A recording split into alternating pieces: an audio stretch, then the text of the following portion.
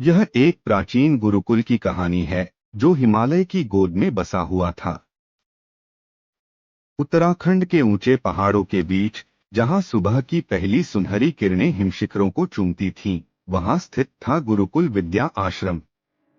पुरानी पत्थर की इमारतें, लकड़ी के मजबूत खंभे और विशाल आंगन में सदियों पुराने पीपल और बरगद के पेड़ खड़े थे, जिनकी छाया में ज्ञान की परंपरा सदियों से चली आ रही थी। यहाँ आचार्य विश्वनाथ रहते थे। 55 वर्षीय, सख्त लेकिन अत्यंत न्यायप्रिय गुरु। उनकी आंखों में गहरी शिकनें थीं, जो वर्षों के अनुभव और छात्रों की चिंताओं को दर्शाती थीं।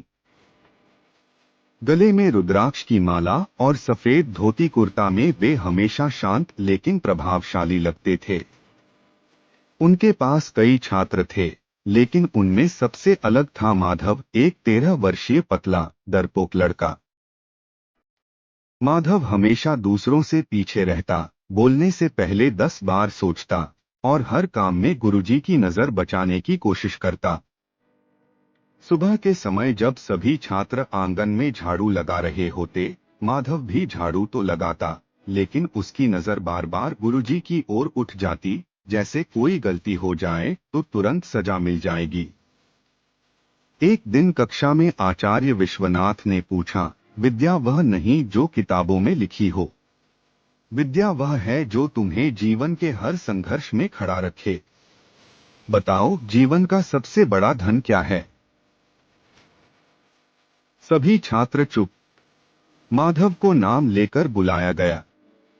वह कांपते हुए उठा और बोला, जी गुरुजी, सबसे बड़ा धन संतोष है। आचार्य ने निराशा से सिर हिलाया। संतोष? संतोष तो अंत है बेटा, शुरुआत नहीं। अगर तुम्हें हर समय डर लगा रहेगा, तो तुम कभी सच्ची विद्या नहीं पा सकोगे। डर तुम्हें बांधे रखेगा। बैठ जाओ। माधव शर्म से सिर झुकाकर बैठ गया। उस दिन से उसके मन में एक सवाल हमेशा गूंजता रहा, क्या मैं कभी इस डर को पार कर पाऊंगा? समय बीतता गया। वर्षों गुजर गए।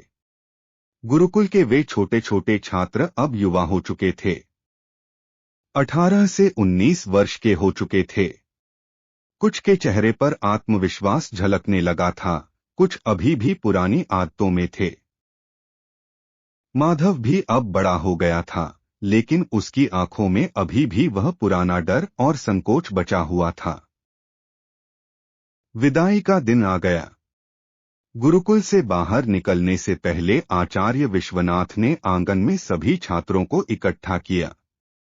वे अब थोड़े बूढ़े दिख रहे थे, लेकिन उनकी आवाज और आंखें अभी भी वैसी ही तेज थीं।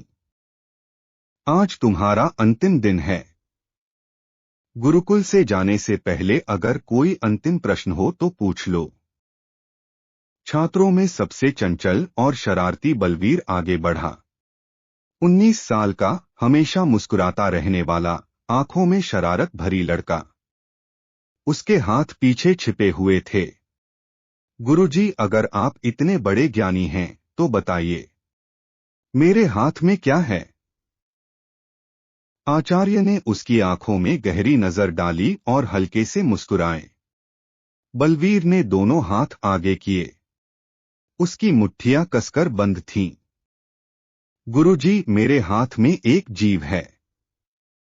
बताइए, वह जीवित है या मृत? सभी छात्र सांस रोककर देख रहे थे। वे जानते थे कि यह एक जाल है। अगर आचार्य कहेंगे जीवित है, तो बलवीर मुट्ठी कस देगा और जीव मर जाएगा। अगर मृत है कहेंगे, तो बलवीर मुट्ठी खोल देगा और कहेगा, देखिए, यह तो जीवित है। यह पुराना क्लासिक ट्रिक थी, जिससे कई गुरुओं को फंसाया जा चुका था। आचार्य विश्वनाथ कुछ पल चुप रहे। हल्की पंखों की फड़फड़ाहट की आवाज आ रही थी।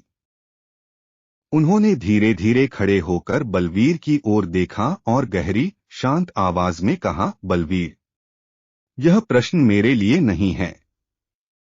यह प्रश्न तुम्हारे लिए है। जो कुछ भी तुम्हारे हाथ में है उसका जीवन या मृत्यु मेरे शब्दों पर नहीं बल्कि तुम्हारे फैसले पर निर्भर है।